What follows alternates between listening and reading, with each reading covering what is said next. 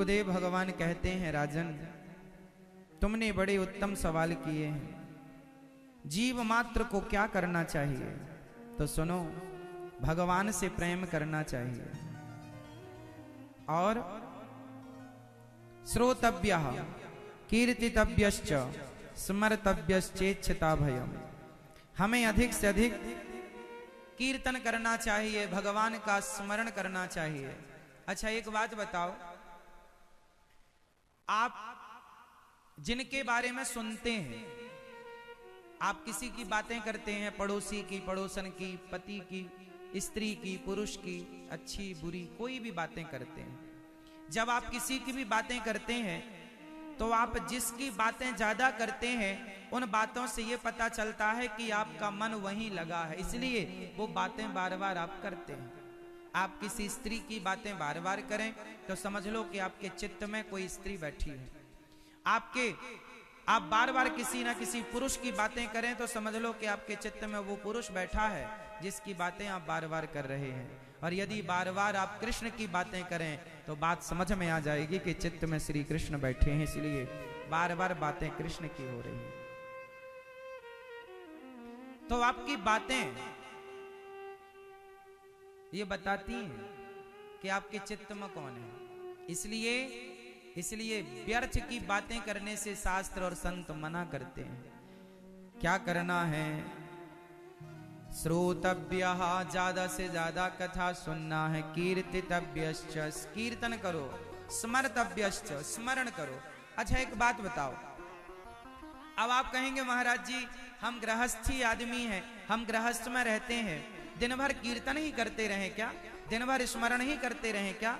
दिन भर कथा ही सुनते रहें क्या? ना, दिन भर कथा मत सुनो, दिन भर कीर्तन मत करो, दिन भर स्मरण मत करो। फिर क्या करें? हम तो कहते हैं अपनी गृहस्थी को ऐसा बना लो कि गृहस्थी ही आपकी ऐसी बन जाए कि ना चाह करके भी वो सब होता रहे जो आप चाहते हैं। जैसे छोटी सी बात है समझने की, समझ लोगे सारे प्रश्नों का उत्तर मिल जाएगा। भोजन, रोटी किस किस के घर में रोज बनती है? किस किस के घर में भोजन रोज बनता है? सबके घर बनता है। बताओ, भोजन तो सबके घर बनता है, किसके लिए बनता है? कोई अपने पति के लिए बनाती है, कोई अपने पुत्र के लिए बनाती है, कोई अपनों के लिए, कोई परिजन परिवार, कोई किसी के लिए भोजन आप बनाते हैं। आज से भोजन बनाओ, पर इसलिए नहीं कि मैं बेटे के लिए बना रही हूं, मैं पति के लिए बना रही हूं। इस भाव से बनाओ कि ये रसोई भगवान जी के लिए रसोई बन रही है, ठाकुर जी के लिए, श्याम सुंदर के लिए प्रसादी बन रही है। तो भोजन बनाने में घंटा 2 घंटा जो लगा वो 2 घंटा भक्ति में काउंट किया जाएगा, भक्ति में जुड़ेगा, क्योंकि आपने भगवान के लिए भोजन बनाने का भाव, सिर्फ भाव बदल गए, सब बदल गया। व्यवहार नहीं बदलना, व्यवहार वही कर, रोटी वैसी बनानी है, साग सब्जी वैसी बनानी है, पर भाव बदल जाएगा कि ये हमारे लिए नहीं, भगवान के लिए। खाना भी तुम्हारे को ही है, पर भगवान का भाव होने से वो कर्म, वो क्रिया भक्ति बन जाती है, वही क्रिया भक्ति है। नहाते कितने लोग हैं आप? सब नहाते हैं। किस लिए नहाते हो?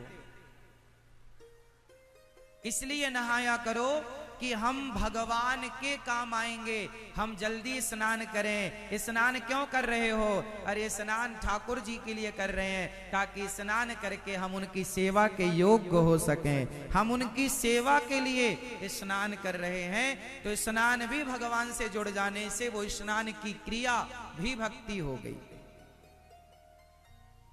हाँ या ना? आप कितने लोग घर में झाड़ू लगाते हैं? सब। अब झाड़ू इसलिए लगाया करो कि ये घर हमारा नहीं, ये घर भगवान जी का मंदिर है और हम अपने घर में नहीं, हम तो भगवान जी के किराएदार हैं। हे कन्हैया, हे श्रीमन नारायण, ये घर तो आपका है, हम तो आपके किराएदार हैं और ये आपकी सेवा, झाड़ू सेवा हो रही है। ठाकुर जी के झाड़ू लगाओ, पर भाव बस बदल लो कि हम भगवान के द्वार पर झाड़ू लगा रहे, हम अपने घर में झाड़ू नहीं लगा रहे, हम भगवान के द्वार पर। तो वो झाड़ू लगाना भी भगवान की भक्ति हो गई। भगवान के लिए अलग से कुछ नहीं करना होता, ना समय निकालना अलग से, ना कोई काम अलग से करना है, बस जो कर रहे हो उसे भगवान में।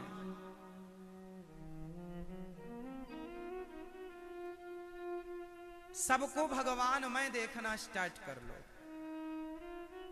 तस्मात् भारत सर्वात्मा भगवान ईश्वरो हरि, सब भगवान है ये मान लो।